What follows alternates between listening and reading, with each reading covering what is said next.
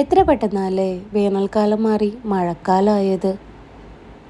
ഈ മഴക്കാലത്ത് നല്ലൊരു ബഡ്ജറ്റ് ഫ്രണ്ട്ലി ഒരു പീസ്ഫുൾ ഒരു സ്റ്റേക്കേഷന് പോയാലോ. അതും നമ്മുടെ കൊച്ചി ഇൻ്റർനാഷണൽ എയർപോർട്ടിൻ്റെ തൊട്ടടുത്ത് വെറും 2 കിലോമീറ്റർ മാത്രം അകലത്തിലുള്ള ഒരു സ്റ്റേ. അതും നല്ല നീറ്റ് ആൻഡ് ക്ലീനായ സ്വിമ്മിംഗ് പൂളോട് കൂടിയുള്ള ഒരു സ്റ്റേ.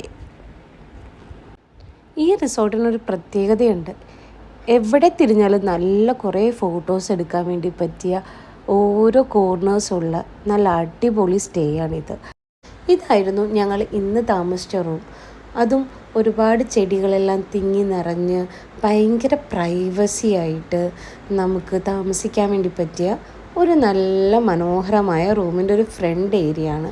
ഒരു വീടിൻ്റെയൊക്കെ ഫ്രണ്ട് പോലെ തോന്നുന്ന, അതും നല്ല പീസ്ഫുൾ, ഭയങ്കര കാം ആൻഡ് ക്വയറ്റ്, അധികം സൗണ്ടൊന്നുമില്ലാത്ത ഒരു നല്ലൊരു റിസോർട്ടാണ്.